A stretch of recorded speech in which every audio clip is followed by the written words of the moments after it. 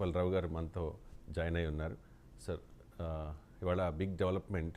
వైఎస్ఆర్ కాంగ్రెస్ పార్టీకి చెందిన సీనియర్ నాయకుడు రాజ్యసభ ఎంపీ మోపిదేవి రాజీనామా చేయబోతూ ఉన్నారు అన్నది ఒక వార్త సార్. ఇప్పటివరకు అయితే ఆయన అఫీషియల్గా అనౌన్స్ చేయలేదు. అన్ని మీడియా ఛానల్లో కూడా ఈ వార్త బ్రేకింగ్ న్యూస్గా వస్తున్న పరిస్థితుల్లో ఇది ఆల్రెడీ అనగాని సత్యప్రసాద్ మంత్రి ఆయనతో టచ్లో ఉన్నారు. గత 2 రోజులుగా మాట్లాడుతూ ఉన్నారు.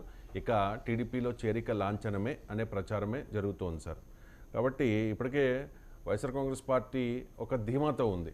మాకు లోక్సభలో మెజారిటీ లేకపోయినా రాజ్యసభలో 11 మంది ఎంపీలు ఉన్నారు కాబట్టి మేము ఏదైనా చేయాలంటే చేసుకోగలుగుతాము అనే ఒక ధైర్యం.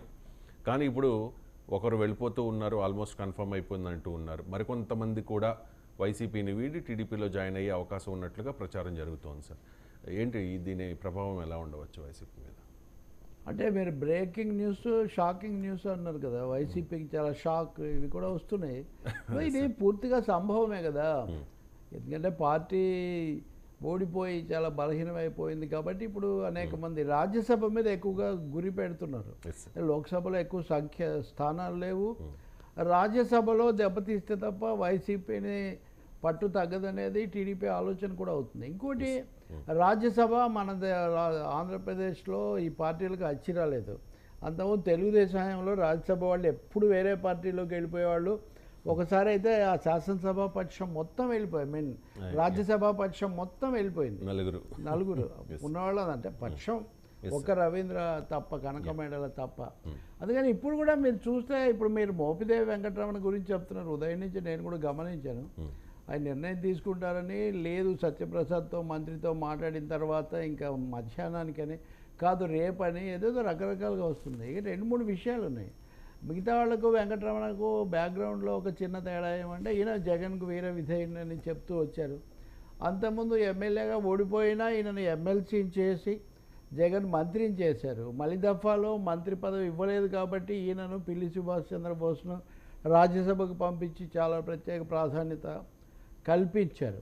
రేపల్లెలో ఈయనను ఇన్ఛార్జిగా కాకుండా గణేష్ను నియమించినప్పుడు ఈయన చాలా మనస్తాపానికి గురై దాన్ని మీడియాతో కూడా పంచుకున్నప్పటికీ పార్టీతోనే ఉన్నాను అని కూడా చెప్తూ వచ్చారు.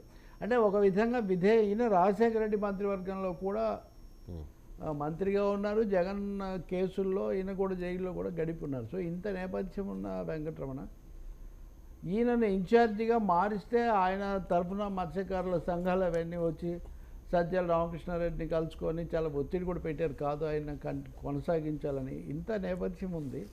సో ఆయన మారడం అన్నది అదేమి మారిన పరిస్థితిని సూచిస్తుంది. మారను అని ఇప్పటికీ ఆయన ఖండించలేదు కాబట్టి, ఎందుకంటే ఇంత దుమారం వస్తుంటే సహజంగా ఖండిస్తారు కదా. లేదు ఇవన్నీ నిరాధారమైన వార్తలని అలా ఏం చెప్పలేదు కాబట్టి అలా జరిగే అవకాశం ఉందని అనుకోవాలి. ఇంకొకటి, వెంకటరమణ ఎందుకు అసలు విజయసాయి రెడ్డే రాజ్యసభలో అటు టీడీపీ వైపు వెళ్తారని నిన్న మొన్న కొన్ని కథనాలు ఉన్నాయి. అందుకే ఇప్పుడు మొత్తంగా వైసీపీ రాజ్యసభ పక్షాన్ని బీజేపీ తీసుకుంటుందా, అది వయా తెలుగుదేశం జరుగుతుందా, ఇలాంటి చాలా ప్రశ్నలు ఇక్కడ ఉన్నాయి. సో చాలా వరకు ఇది మోస్ట్ పాసిబుల్ అనే మనం అనుకోవాల్సి వస్తుంది. పైగా పెద్ద పని కూడా ఉన్నది. ఇక్కడ ఇంకో డెవలప్మెంట్ కూడా ఉంది రవిశంకర్. ఎన్డీఏకు ఈ రోజుతో మెజార్టీ వచ్చింది రాజ్యసభలో 119. అంటే ఎన్డీఏకు, బీజేపీకి రాలేదు కానీ వైసీపీ టీడీపీ వీళ్ళందరినీ ఎన్డీఏ పార్టీలన్నీ కలుపుకుంటే 119 వచ్చింది. ఈరోజు జరిగిన ఆ ఎన్నికల్లో 9 వాళ్లకు 3 వీళ్లకు వచ్చాయి. కాబట్టి ఈ నేపథ్యంలో చూస్తే ఇప్పుడు ఎన్డీఏ వైసీపీ మీద ఆధారపడే పరిస్థితి కూడా తగ్గుతుంది. అది కూడా ఒక కొత్త పరిస్థితి. కాబట్టి నిజంగా రాజ్యసభ సభ్యుడి స్థాయిలో కనుక పార్టీ మారితే అది తీవ్రమైన విషయము, విఘాతమే అవుతుంది వైఎస్ఆర్ పార్టీకి. పైగా ఈయన మారిన తర్వాత ఈయన చూసి ఇంకొంతమంది కూడా మారే అవకాశం ఉంది. బీజేపీకి కూడా చాలా ఇంట్రెస్ట్ ఉంటుంది. ఎమ్మెల్యేలు అంటే టీడీపీకి మాత్రమే కానీ బీజేపీకి రాజ్యసభలో ఆధిక్యత నిలుపుకోవటం చాలా కీలకం కాబట్టి వాళ్ళు కూడా దీన్ని పూర్తిగా ప్రోత్సహించే అవకాశం ఉంది. అవినాష్ రెడ్డి కూడా వెళ్తాడు, ఇట్లాంటివి కూడా ఉన్నాయి. కాబట్టి ఇంక ఇవన్నీ ఏవేవి ఉంటాయి, ఏవేవి వెళ్తాయి కేసులు, ఇందులో బీజేపీకి ఇంట్రెస్ట్ ఎంత, టీడీపీకి ఎంత, ఇవన్నీ ప్రశ్నలు. అవినాష్ రెడ్డి మీరు అనేది బీజేపీలోకి సార్? బీజేపీలోకి ఆల్రెడీ మిథున్ రెడ్డి, అవినాష్ రెడ్డి, అవినాష్ రెడ్డి భారతీయ జనతా అదంతా. పార్టీ వాళ్ళని అంటే దీనికి బలం సంప్రదించారని చేకూర్చే అంశం ఇంకోటి ఏంటంటే స్వయంగా జగన్ ఒక దశలో చెప్పున్నాడు కదా, కడప ఎంపీ అవినాష్ రెడ్డి మీద చర్య తీసుకుంటే ఆయన బీజేపీలోకి వెళ్తాడు ఓకే అని. అప్పుడు ఇది షర్మిల తర్వాత వివేకానంద రెడ్డి కేసు అవన్నీ నడిచినప్పుడు మీరు గట్టిగా వ్యవహరించాలి అని నేను సునీతారెడ్డి వెళ్ళి అడిగితే, డాక్టర్ సునీత అడిగితే లేదు మనం యాక్షన్ తీసుకుంటే ఆయన బీజేపీలోకి వెళ్తాడు అని చెప్పినట్టు. కాబట్టి ఈ నేపథ్యం అంతా ఉంది. ఇవన్నీ మామూలు అయిపోయినాయి కదా ఇప్పుడు రాజకీయాల్లో, పైగా అటు ఇటు ఓటమి కాగానే దూకటం. ఇప్పటివరకు కిలారు వెంకటరోసయ్య, మద్దాల గిరి, ఆళ్ల నాని, పెండెం దొరబాబు ఇలాంటి ఒక నలుగురు ప్రముఖులు పార్టీని వీడారు సార్. మరికొంతమంది పార్టీని వీడతారని ప్రచారం జరిగింది. ఈ నలుగురు కూడా ఈరోజు ఏలూరు మేయర్ నూర్జహాన్ కూడా ఆల్రెడీ జాయిన్ అయ్యారు సార్. అంటే ఈ నలుగురు అంటే గతంలో ఎమ్మెల్యేలుగా పనిచేశారు కాబట్టి వైసీపీలో ఈ నలుగురు కూడా వేరే పార్టీలోకి వెళ్ళే ప్రయత్నం చేశారు. వేరే పార్టీ ఇన్ ద సెన్స్ కూటమిలోని ఏదో ఒక పార్టీలోకి. మూడే కదా ఆప్షన్స్ ఉన్నాయి. కానీ అక్కడ నుంచి పాజిటివ్ సంకేతాలు రాలేదు. ఎందుకంటే వీళ్ళకి ఏ పదవి లేదు కాబట్టి. అండ్ రాజ్యసభ వెంకటరమణ ఆల్రెడీ పదవిలో ఉన్నారు. అండ్ రాజ్యసభ ఎంపీ అంటే ఆ పదవికి ఉన్న వాల్యూవే వేరు. ఆ ఢిల్లీలో సాలబుల్ ఐటమ్ కదా అది. ఐ మీన్ మీరు అలా అంటే మళ్ళీ హక్కులో ఇది వస్తుంది. I'm sorry. అంటే అంత డిమాండ్ ఉంది అనేది చాలా ఎక్కువ. రాజ్యసభకు ముఖ్యంగా పార్టీ విధేయత అన్నది కూడా లోక్సభకు రాజ్యసభకు కొంత తేడా ఉంటుంది. మీరు తెలంగాణ నుంచి ఇదే సమయంలో అభిషేక్ మను సింఘ్వి కాంగ్రెస్ ఎంపీగా ఎన్నికయ్యాడు, వెళ్ళాడు ఆయన కూడా. ఈరోజు ఎంపికైన వాళ్ళల్లో కారణం ఏంటి అంటే కేశవరావు బీఆర్ఎస్ నుంచి ఇటు వచ్చి రాజీనామా చేశాడు. ఆ రాజీనామా చేసిన స్థానంలో అభిషేక్ సంఘ్విని కాంగ్రెస్ పార్టీ ఎంపిక చేసింది.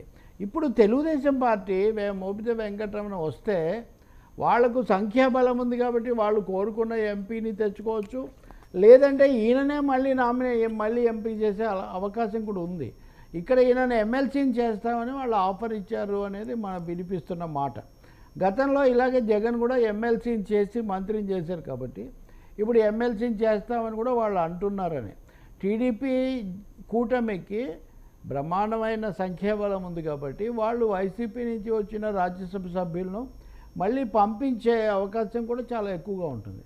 సో ఇవన్నీ ఆకర్షణ శక్తిని, ఆపరేషన్ ఆకర్షణ బాగా బలోపేతం చేస్తాయి. ఇంకా మీరు చెప్పిన వాళ్ళు అంటారా, అవన్నీ మోరర్లెస్ నైతికంగా బలహీనపరచడానికి లేకపోతే కొంత దెబ్బతీయడానికి తప్ప వాళ్ళకి ఎవరికి పదవులు లేవు కదా.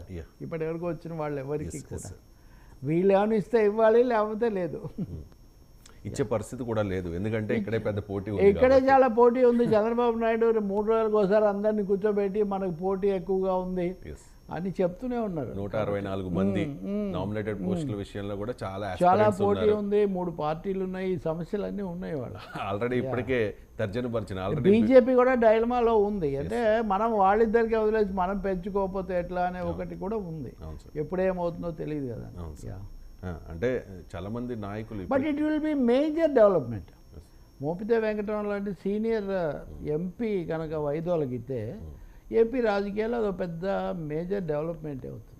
మేజర్ డెవలప్మెంట్ ఇంకా వద్దాము స్టార్టింగ్ అంటే ఓపెనింగ్ ది ఫ్లడ్ గేట్స్ అంటారు చూడండి, తలుపులు తీసినట్టు అవుతుంది. రీసెంట్గా మంత్రి సుభాష్ ఒక కామెంట్ చేశారు, మేము ఇంకా గేట్స్ ఓపెన్ చేయలేదు, గేట్స్ ఓపెన్ చేస్తే మాత్రం వైసీపీ అంత ఖాళీ, వైసీపీలో మిగిలేది ఇద్దరు, ఒకటి పెద్దిరెడ్డి, 2 జగన్ రెడ్డి అని చెప్పేసి.